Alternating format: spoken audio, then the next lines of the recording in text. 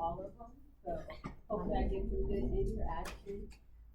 My name is Raven Morton. I'm with Questa Education Foundation, which is a non-for-profit in Allen County that covers all of Northeast Indiana. We specialize in loan forgiveness programs. So today I'll be sharing our different programs that we have available to you. And I'll also just be talking about just financial aid, just financial literacy in essence, budgeting and understanding what that looks like after high school. We have a large group, so I'm gonna ask your specialist. Do you think we should get through everyone gymnastic or just run along? We can do it if you guys do it. They can do it you guys can do it pretty quick, right? Yes, we can. By table, we can just go one after the other. Cool. Well, I'm going to start. Let's start in this corner and then work our way around, if that's okay. I'll go. I'm Riley, I'm a junior, and I want to go to like medical, like after high school, yeah. Okay, thank you. I'm Lily, I'm a junior, and I don't know, probably auto mechanic, something like that. Okay, thank you. I'm Trisha, I'm a sophomore, and I want to do elementary education. Thank you. Hello, my name is Isaac Tuttle, and I'm a senior from DeKalb High School, and I want to be a trauma nurse when I grow up. Hello, I'm Damian Bonham. I'm a junior at DeKalb High School, and I want to go into the medical field. Hello, I'm Sarah Williams. I'm a senior at DeKalb High School, and what I want to do is go into work at a fast food restaurant or Okay, thank you. Hello, my name is Brooke Davis. I'm a senior at DeKalb High School, and I want to become a certified child life specialist. Senior at DeKalb High School, and want to get into tech. Hi, I'm Jasper. I'm a senior at DeKalb High School, and I'd like to go to trade school for possibly being an electrician. Hello, I'm Alec Gould, and I'm a sophomore. I would possibly want to go into marine mechanics when I grow up. Hello, I'm Sam. I'm a sophomore, and I'm a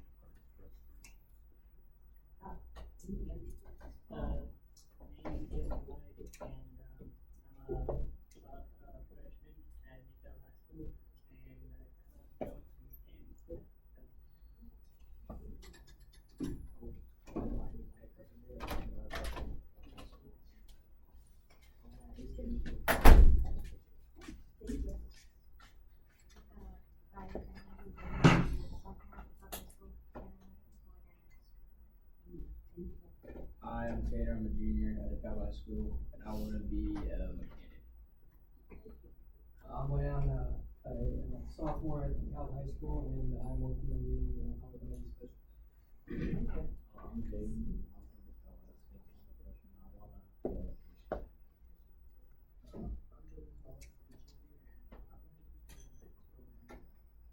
My name is Austin. I'm a junior, and I want to go to football field. My name is Landon. I'm a senior, and I want to go to manufacturing, work with my dad. Thank you. Hi, I'm Tessa Molly. I'm a freshman at DeKalb High School, and I'm It's fine, no problem. Hi, I'm Julia. You're on tape. Hi, I'm Carolina. I'm a senior at DeKalb High School, and I want to be a I'm Savannah. I'm a freshman, and I want to be somewhere in medicine. I'm Alicia. I'm a freshman, and I want to be a nurse practitioner. I'm Evan. I'm a freshman. I'm probably going to Thank you. And I have one come in afterwards. What am I say? Your greeting, name, your affiliation, and then your purpose. Hi, I'm Izzy. I'm in JAG. I'm a sophomore, and I want to be a cosmetologist. Okay, thank you. Thank you, everyone. So just a little bit about me outside of Questa. So I am a mom of a little toddler now. He just turned 1, his name's Kyer. I graduated from Paul Harding High School up in Fort Wayne, Indiana. Was born and raised there. I went to Paul Harding High School, graduated from there, and then took on IU Bloomington for my undergrad in Human Development and Family Studies. From there, I furthered my education and got a master's in organizational leadership at Indiana Tech. And then I got another master's at PFW in mental health counseling. So when it comes to school, I've done it multiple times. I also stand before you with $155,000 in student loan debt, meaning that I did not go to school for free none of the times. I paid out of pocket and took out loans to cover a lot of those degrees. I stand before you working for Questa to tell you about resources that I never knew about, and they have been in existence for over 70 years. So I didn't have access to people coming into my JAG class. I wasn't in JAG at that time. To just speak to me about how to go to school for free. Now, granted, I wouldn't take back the degrees at all. Now, how I got them, I would take that back. But it afforded me, while I'm in high school, I worked at Wendy's, I worked at McDonald's. When I graduated, I had the opportunity to work for nonprofits like SCAN, the Department of Child Services. I worked for Parkview, I worked for Red Cross, I worked for a lot of different people. So I do have a lot of experience and resources. So while I'm here, yes, I'm here to talk about Questa. I can do that in 5 minutes. I can do that in a quick little wrap up. So while I'm here, ask me all the questions that you guys have. You guys named amazing fields, from the health field to trades. Ask me questions. Do not feel like I have to go through this presentation. I can send it to your specialist. I can record myself if I have to, but we can get you guys the information. You can't always have me in your room. So ask whatever you need, ask whatever you would like. That's what I'm here for. Cool? Any questions before I get started with the presentation? All right. So my title at Questa is the Assistant Director for Scholar Success, which is a long title to say I see students like you guys who come to my office and we're navigating whatever pathway they are interested in after high school. So whether that is trades or going for a whole bachelor's degree, we talk about how to pay for it and the steps to get there. I also oversee our program called Parkview Opportunity Scholars Program. So this is our newest program. We're going on cohort 3. If you are a senior in Northeast Indiana, you're able to apply to this program. The way that the program works is if you're interested in a career field at Ivy Tech that feeds into a job at Parkview Health. So that can be anything from nursing, surgical tech, medical assistant, but then it's some of those paraprofessional fields. So business administration, computer science, cybersecurity, HVAC. As long as there is a position within Parkview Health, you can go get your associate's degree at Ivy Tech in that field. You borrow $10,000 from us to go get that associate's degree. Once you graduate, you work for Parkview in that field for 1 year, and Parkview pays off the entire $10,000 that you borrowed. So again, I told you Questa specializes in forgivable loans. This is our biggest forgiveness, meaning that it's 100% forgiven if you fulfill the requirements. It's not a scholarship, it is a loan. So you do sign loan documents allowing you to borrow that money. The best part about it is you can sign that loan document and never take out $1. You can just use this program in case you need the loan money, or you can use this program, which a lot of people do, actually use it just to have a connection with Parkview Health. So when you apply, the application asks you why you want to work for Parkview Health and why your major. The reason for that is I do not select anyone in this program. Parkview selects every scholar that goes into this program, meaning that they know that you're going to be their employer, their employee eventually, so they're selecting you based on that. So they kind of generate it based on, okay, if you are applying in 2025 for that cohort, we expect you to graduate around 2027. How many nurses do we really need? How many computer science people do we really need in 2027? So I help you get the best application in front of them, but they do all the selections. There is no GPA requirement for this, but of course, like I said, Parkview is making the selections and we can only take 50 seats each year. Very much so cohort based. So you may be a nursing student, but in your cohort, you may be right beside someone that's going for a culinary degree. It just makes it very versatile because Parkview is very versatile. You may be onboarding next to someone that's going culinary. You just never know. So again, no GPA requirement. You do have to go to Ivy Tech Fort Wayne or Warsaw campus. Those are the only options for this specific program. Are there any questions with this Parkview Opportunity Program?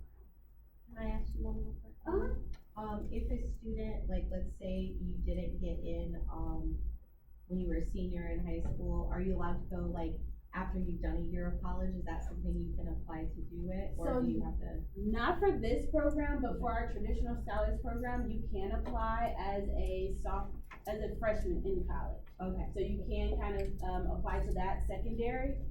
Outside of that, we do have a program. We really don't, I don't know why we don't talk about it much in the high school, but it's called our Contemporary Scholars. That's for those students that are thinking about a gap year, or say for instance, you go your freshman year and you take a little time off, then you can apply to that too. And it's set up like our traditional scholars program, which we'll talk about next.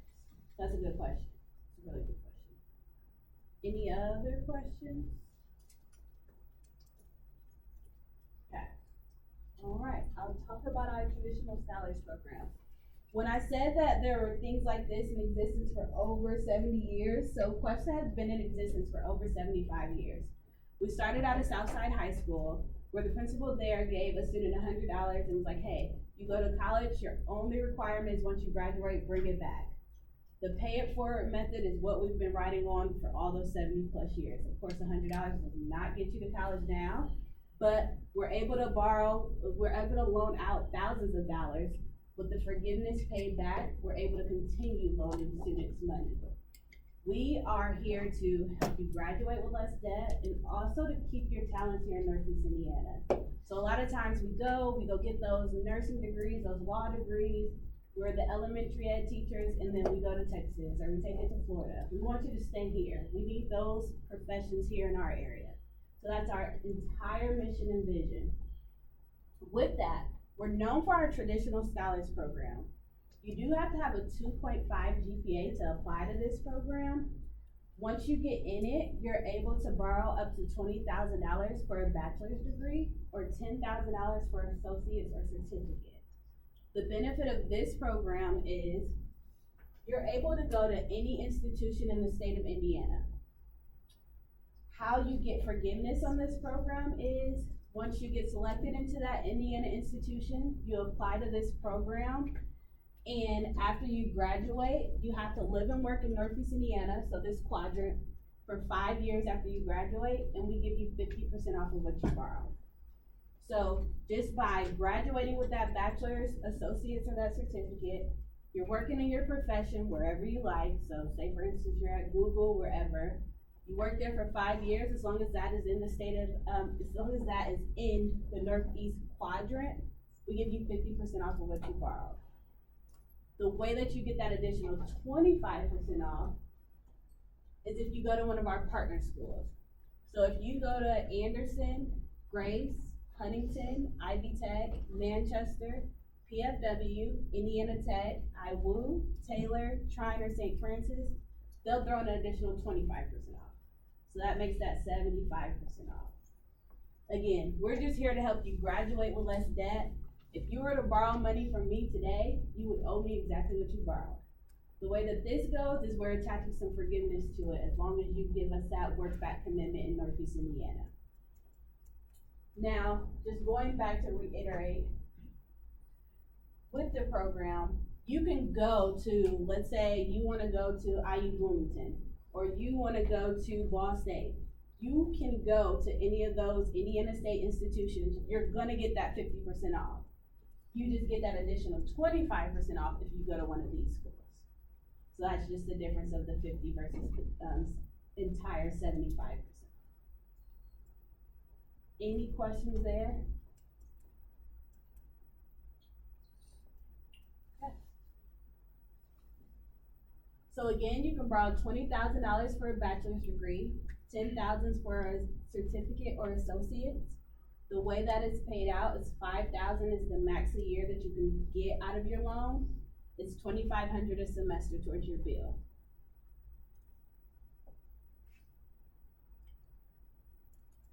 So we'd like to acknowledge that there are many paths to education after high school. So whether you go straight to a job, whether you go trade, certificate, you further your education by going into one of those associate's or bachelor's degrees or higher, there are many avenues in order to go further your education.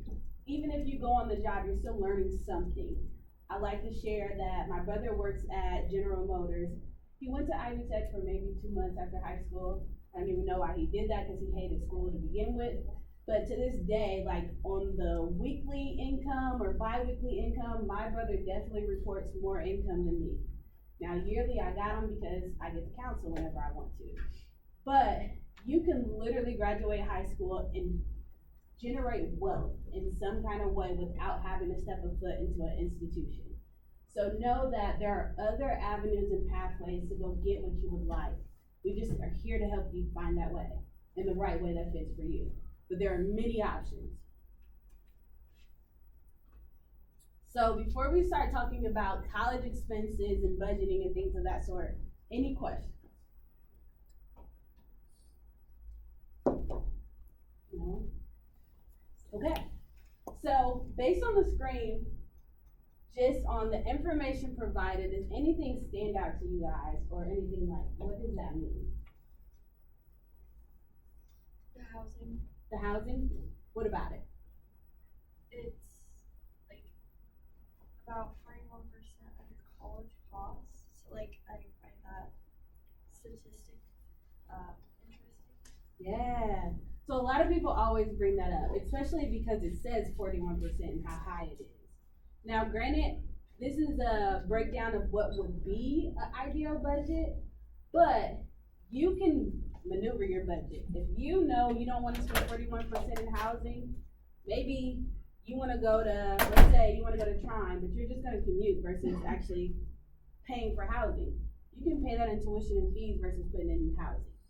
But on the average, a lot of people do spend a lot of money in housing when it comes to college expense, or even if we're just talking about a regular budget, if you ask people what their highest bill is, a lot of times it is their mortgage or their rent or their utilities or however they're spending their housing costs. So when thinking about college and staying in a dorm versus if you have the option to stay at home, that's a huge benefit. If you have the option of staying with a family member, that's a huge benefit. Or even a roommate where you can make this 20% or you can make this 30%.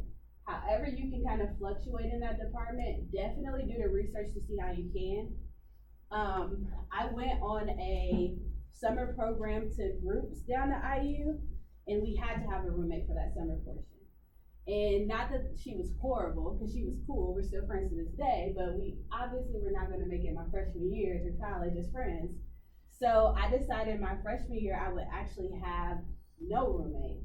And I definitely paid an additional $2,000 a semester just to have a single room.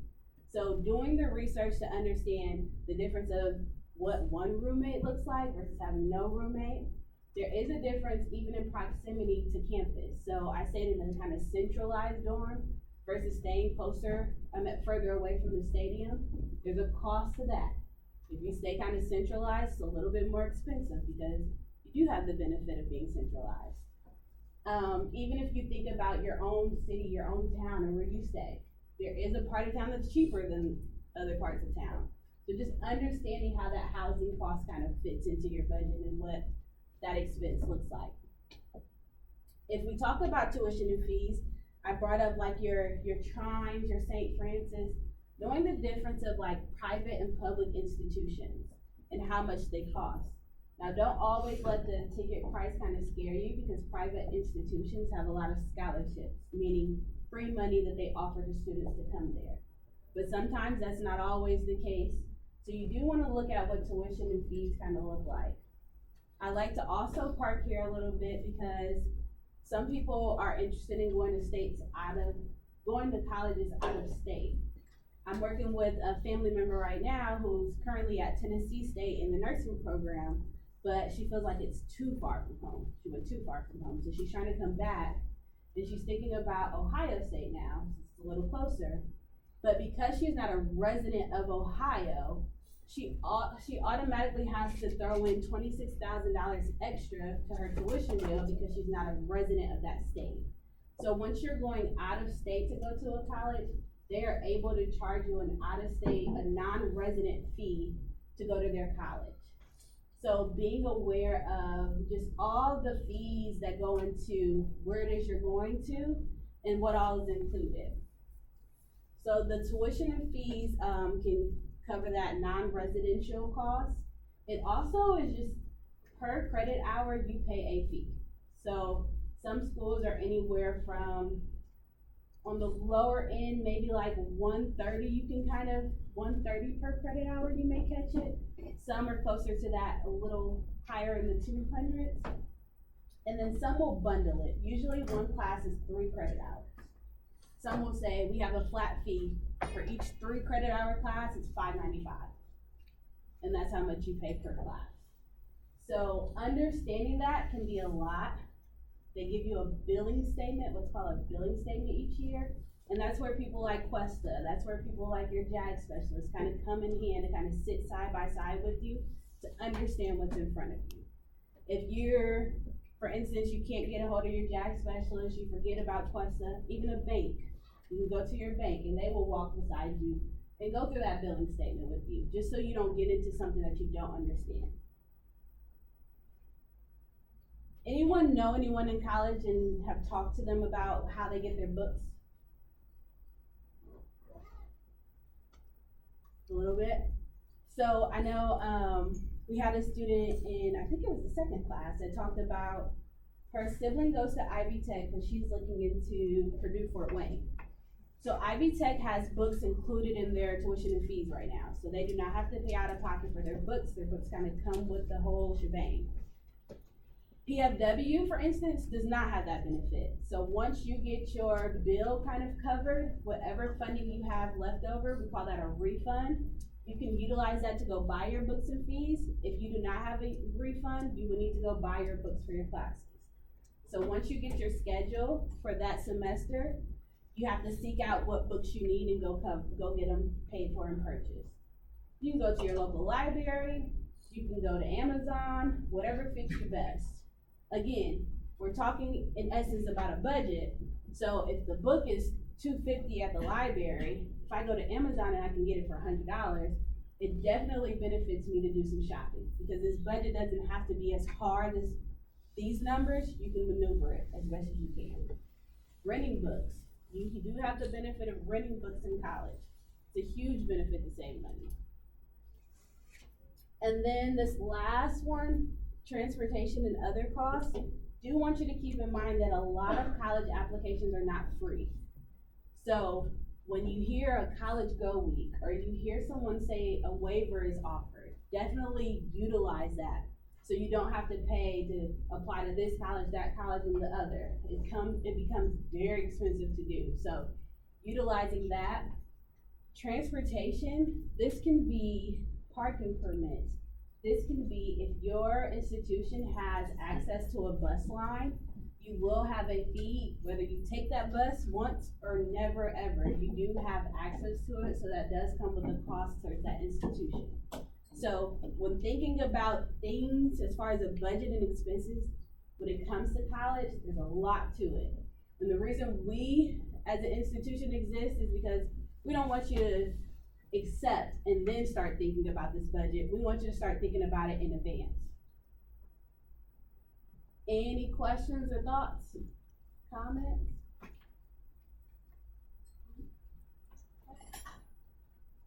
So types of financial aid.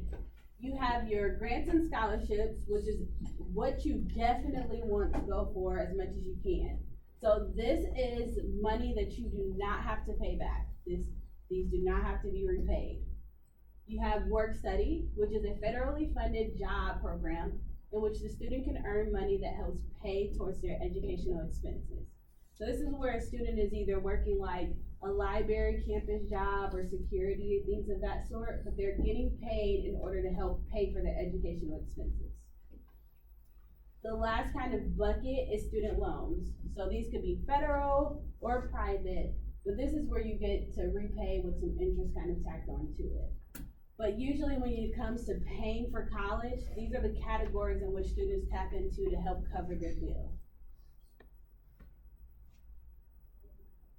The biggest lump sum of money comes from the FAFSA. How many of you guys have heard of FAFSA? Okay, good. So it's the free application for federal student aid. I don't think I've used this example at all in any of the other classes, but the way that I express FAFSA is, other than this kind of starts your budget, so just like I know my salary per year, and that's how I kind of budget my bills, this is your budget per year to go to college. So once this application opens, if I was to like throw out money in the middle of the floor, would you wait till the last minute to go get it? Okay, so once this opens, this starts the trajectory of your budget. Do not wait till the last minute to get this application done. You have people like Questa, you have your JAG specialists, you have the institution that you're interested in going to that are like literally helping you get this done. It can be very tedious, but like I said, it's telling you how much you can afford for college for that year. You will do it every year that you're a student. So from freshman year to your senior year, you're gonna be doing FAFSA. If you decide to go to graduate school, you're still gonna be doing FAFSA. It is literally, like I said, the start of your budget for that school year. You will hear it's state and federal aid makes up that budget. There is a federal deadline and there is a state deadline. Your Indiana state deadline is April 15th, but the federal deadline is June 30th. If you do not complete this application by April 15th, you miss the state funding. So no matter what, if you can, get the best that you can get by getting it done by April 15th. Now, yes, if you decide last minute you do want to go to school and the date is passed, you can still apply and get federal funding, but you want to get that state aid. You definitely do. There's a lot of scholarships that are included in getting that done. So meeting that April 15th deadline is imperative.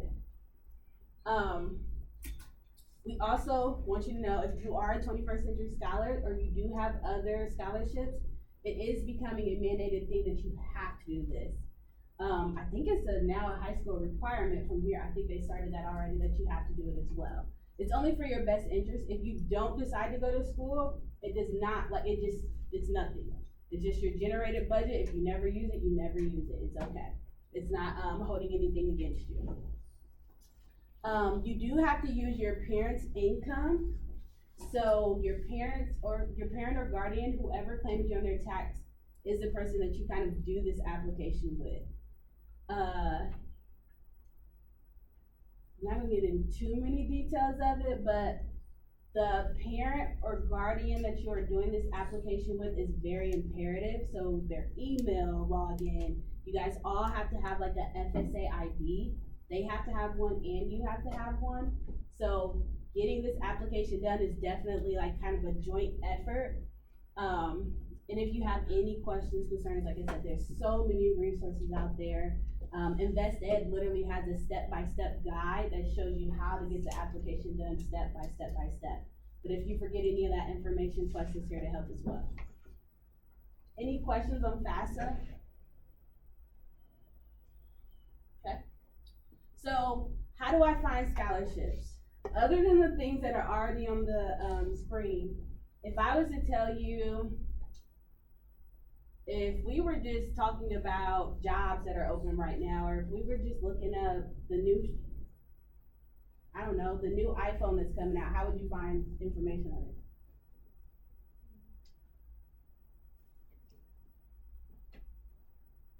I would Google it. You would Google it?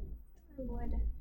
Same way you find scholarships. A lot of people are like, how do I find scholarships? How do I find scholarships? Just Google it, literally. If you would type in TikTok and see what new Lululemon is dropping, you can literally type in there and type in what scholarships are open. If you still use Pinterest, you could go on there and literally put in the month of February what scholarships are open. It would tell you which ones are open in their deadline. It's literally that simple. If you want main sources, you can use FastWeb, you can use College Board. Scholarship America. Our Questa website has a scholarship search tool that's kind of generated specifically for Northeast Indiana, where you can go say, hey, I want to be a lawyer. What scholarships do I qualify for? And it will populate it for you. But it is literally that simple to just Google scholarships. They have scholarships at Starbucks, McDonald's, KFC, like scholarships are out there. It's sad that a lot of scholarship money goes back to the institution because students don't apply. So it does become a part-time job to apply to these scholarships, but they're out there. People want you to go to school for free. It's possible to go to school for free with no loan debt at all. So if you can, just start kind of keeping the bug in your ear. If you're a junior, start now. You can apply to scholarships now. If you're a sophomore or freshman, just kind of keep it in your mind like, okay, by junior year, I need to start applying to scholarships. Again, InvestEd. So InvestEd has a lot of just like career exploration and a lot of free resources to kind of help you understand what majors are you going into. The financial aspect of colleges, what colleges are best for your majors. So if you're looking for just career exploration in one site, InvestEd is a great one. College Board, even if you're a freshman, has kind of step-by-step guides of, as a freshman, what should I be looking at? So looking at College Board would be a great resource as well. Again, Questa is a kind of all-encompassing website. If you're not looking specifically for one of our programs, it has that scholarship search tool. It also has all the links to the websites that I've mentioned. So you can just go to Questa and go to each one. If you know of someone that is an adult learner, we also have programs that are geared towards adult learners as well that are connected to Parkview, Bowen, O&E, some of those places. So if you know someone that is interested in going to school, we have programs for them as well. That's on our website. And lastly, my contact information. And then for that traditional scholars program, my coworker Becca is actually over that. That is her information as well. Though a lot of our selections are out of our hands, we kind of aid you to the finish line of the best application you can have. So we have no problem sitting down and talk to you over the phone or virtually or in person to help you get that application complete. Or if you just have any questions as far as just navigating life after high school, that's what we're here for.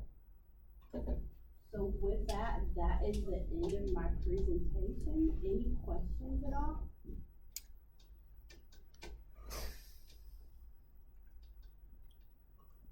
No? Sorry, I had to breathe cat on. No questions? You guys said some very big majors. Do you guys all know where you're going and how to get there? Or is it one of the things that you just don't know what you don't know right now? I mean, I'll get there when I get there. You get there when you get there? What do you mean by that? I just don't feel like dealing with it yet. Yeah? Yeah. That's real. I'm a junior. Yeah?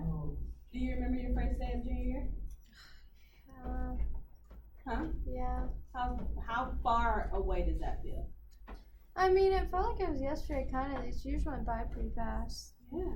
So think about how senior year will be here before you know it. Don't mean to scare you, but time is, I mean, the best thing you can do is prepare.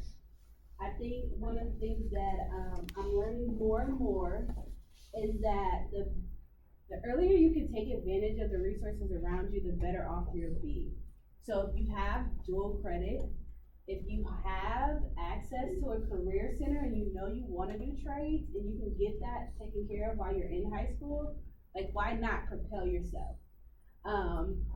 There's definitely a benefit to paying $25 or $50 for a credit hour when eventually you're going to become that student that pays $200 something for a credit hour. So the best way to kind of jumpstart the system is to get into it as soon as possible. So if you know you want to get a job in mechanics, if you know you want to do something of that sort, if you can get into a career center that gets your hands on some stuff now, please do. If you know you want to do nursing, specifically, even in that Park the Opportunity program, I've seen people get dropped or not selected, let's say that, because of if they have a pretty much average GPA, but they've never worked in any or volunteered in any nursing capacity or medical capacity, Parkview is kind of like, you don't look like a strong student, let alone your why behind it doesn't match. So if you know you want to do nursing or medical, go sit and job shadow someone, go volunteer, go to a nursing home, go do something in that field to kind of put yourself out there. There's so many ways to just get your hands on stuff now instead of kind of just waiting. I understand it can get very overwhelming and life can feel like it's too serious right now, but have a healthy balance. But still put yourself out there to kind of give yourself a jump start. It only benefits you. Well, thank you guys for your time. Appreciate it. Thank you. Thank you.